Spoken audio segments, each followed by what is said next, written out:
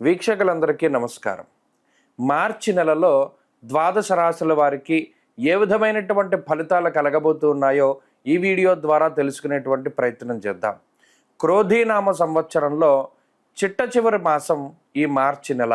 ఈ పాల్గొన మాసంలో గ్రహ సంపత్తిని గనక మనం పరిశీలనం చేస్తే గురుడు వృషభ రాశి యందు సంచారం చేస్తూ ఉన్నారు. మిథునమందు కుజుని యొక్క సంచారము కొనసాగుతూ ఉన్నది. కన్యారాశి యందు కేతుగ్రహం సంచారాన్ని ఆయన కొనసాగిస్తూ ఉన్నారు. అలాగే ఈ నెల మార్చి 15వ తారీఖు వరకు కూడా కుంభరాశి యందు రవి శనేశ్వరుడితో కలిపి సంచారం చేస్తూ 15వ తారీఖు నాడు మీనరాశిలోకి రవి యొక్క ప్రవేశం అనేటువంటిది జరగబోతూ ఉన్నది. అలాగే ఈ మాసం చివరిలో 29వ తారీఖున శనేశ్వరుడు తన యొక్క స్వక్షేత్రమైనటువంటి కుంభరాశిని వదిలిపెట్టి మీనరాశిలోకి ఆయన యొక్క సంచారాన్ని ప్రారంభం చేస్తారు. అప్పటికే మీనరాశిలో రాహువు, బుధుడు, శుక్రగ్రహాలు మీనరాశిలోని ఈ మాసం ప్రారంభం నుండి తమ యొక్క సంచారాన్ని కొనసాగిస్తూ ఉన్నటువంటి తరుణంలో రవి, శనేశ్వరుడు అలాగే చంద్రుడితోటి కలుపుకొని మీనరాశి యందు ఈ మాసం చివరిలో అనగా 29వ తారీఖు లగాయితూ ఒక 2.5 రోజుల పాటు షష్టగ్రహ కూటమి అనేటువంటిది జరగబోతూ ఉన్నది. ఒక 2.5 రోజుల తర్వాత అనగా ఏప్రిల్ 1వ తారీఖు నుండి చంద్రుడు మారిపోవడంతో ఈ షష్టగ్రహ కూటమి వల్ల పంచగ్రహ కూటమి కింద తగ్గుతుంది. ఆ తదుపరి కొన్ని రోజులకి శుక్రుని యొక్క మార్పుతోటి 4 గ్రహాల యొక్క కూటమిగా ఉంటుంది. ఆ తర్వాత దాదాపుగా మీనరాశిలో శని రవులు మాత్రమే మిగులుతారు ఈ మాసం చివరికి, అలాగే ఈ మే నెల వచ్చేసరికి. అయితే ఈ షష్టగ్రహ కూటమికి సంబంధించిన వీడియోలు ఆల్రెడీ మనం చేయడం జరిగింది. ఇప్పుడు ప్రత్యేకించి ఈ మార్చి నెలలో ఈ ద్వాదశ రాశుల వారికి మరి ఇటు రవి కానీ శనేశ్వరుని యొక్క మార్పు కానీ తీవ్రమైనటువంటి ప్రభావాన్ని చూపించేటువంటి ఈ నెలలో ద్వాదశ రాశుల వారికి ఏ విధమైనటువంటి ఫలితాలు కలగబోతున్నాయో మనం ఇప్పుడు ఈ వీడియో ద్వారా క్లుప్తంగా తెలుసుకుందాం. కుంభరాశి వారికి మార్చి నెల మిశ్రమమైనటువంటి ఫలదాత. అయితే ఒక గొప్ప మార్పు ఏంటి అంటే జన్మ శనేశ్వరుని యొక్క దోషం పోయేటువంటి కాలము, జన్మ రవి యొక్క దోషం పోయేటువంటి కాలంగా ఈ కాలాన్ని చెప్పుకోవచ్చును. ఇక్కడ ప్రధానంగా జన్మరాశి స్థిత గ్రహాలు ఎప్పుడైతే పాపగ్రహాలు జన్మరాశిలో సంచారం చేస్తాయో ద్వాదశాష్టమ జన్మస్థ అన్నది గోచారంలో ఇక్కడ అటు రవి కానీ శనేశ్వరుడు కానీ ఒక రకమైనటువంటి నీరసము, నిస్సత్వ, శారీరక శ్రమ ఎంత కష్టపడతారంటే, ఎంత శారీరక శ్రమ చేస్తారంటే అది ఎవరికి మనం చెప్పుకోలేం, చెప్పినా కూడా ఎవరు నమ్మరు, అంత శారీరక శ్రమ ఉంటుంది.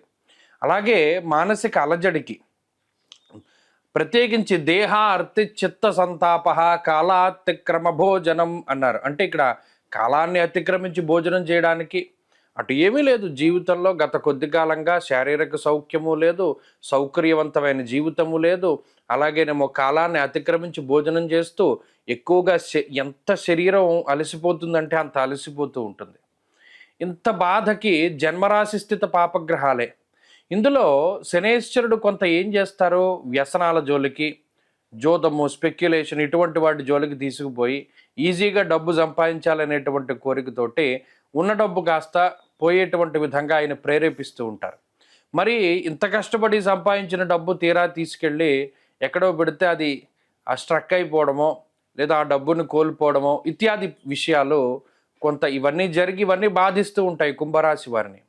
మరి ఇప్పుడు ఈ నెలలో అటు రవి దోషము, శని దోషము రెండు ఒకేసారి పోతూ ఉన్నాయి. 15వ తారీఖు తోటి రవి మారిపోతారు, మాసాంతంలో శని మారిపోతారు.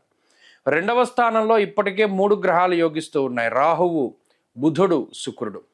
ఈ నెలలో కూడా ఇదే గ్రహ సంపత్తి యోగిస్తూ ఉన్నది. 2వ స్థానం ముందు 5 లేదా 6 గ్రహాలు కూడి ఉన్నప్పటికీ ఈ రాశి వారికి వచ్చిన ప్రమాదం ఏమీ లేదు. రాహువు కానీ, బుధుడు కానీ, శుక్రుడు కానీ యోగిస్తూ ఉంటారు.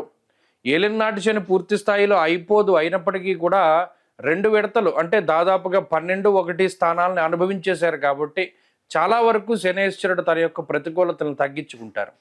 ఈ నెలలో ప్రత్యేకించి మాట పట్టింపులు రాకుండా జాగ్రత్తలు తీసుకోవాలి.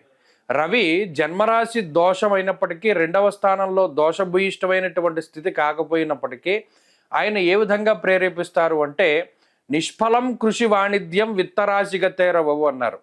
అంటే దుస్సాంగత్యానికి ఏ పని చేసినప్పటికీ దానిలో శూన్యమైనటువంటి ఫలితాలను తీసుకొచ్చేలాగా, అంటే అంత కష్టపడి మనం ప్రయాణం చేసి ఎక్కడికో వెళ్తాం ఓ పని చేద్దామని, తీరా అక్కడికి వెళ్ళిన తర్వాత దీనికి సంబంధించిన వస్తువులు ఏవో మర్చిపోయి రావడమో, లేదా ఎవరి కోసం అయితే వెళ్ళామో వారు లేకపోవడమో, ఇలా మళ్ళీ అంత ప్రయాణం వృధా అయిపోతూ ఉంటుంది. సమయం పోతుంది, టైం పోతుంది, ఎనర్జీ పోతుంది, ఇవన్నీ పోతూ ఉంటాయి.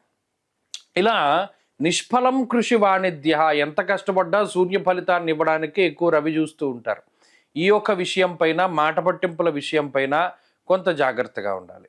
ప్రత్యేకించి ఈ గ్రహస్థితి ఆర్థిక ఇబ్బందులను కలగజేయదు, అనారోగ్య సమస్యలను కలగజేయదు, అలాగే ఎక్కడా కూడా ఇబ్బందులను కలగజేయదు. అది ఉద్యోగ వ్యాపారాల్లో కూడా ఏ విధమైన సమస్యల్ని తీసుకురాదు. కానీ ఈ రెండు విషయాల పట్ల ఈ నెలలో కొంత జాగ్రత్తగా ఉండండి, మంచి ఫలితాలు సంప్రాప్తం అవుతాయి. ప్రత్యేకించి ఈ శనేశ్వర రవి దోషాలు పోయినందువల్లనే శరీర ఆరోగ్యం మెరుగుపడుతూ ఉంటుంది. కొంత గత మాసాలతో పోల్చుకుంటే కొంత వెసులుబాటు ఉంటుంది, కొంత ప్రశాంతత లభిస్తూ ఉంటుంది. ప్రత్యేకించి ఈ నెలలో ఈ రాశి వారు ఎక్కువగా సుబ్రహ్మణ్యారాధన చేస్తూ ఉండడం మంచిది. సుబ్రహ్మణ్య క్షేత్ర దర్శనం, అభిషేకాదులు ఇవన్నీ కూడా మంచి ఫలితాలని ప్రసాదిస్తూ ఉంటాయి.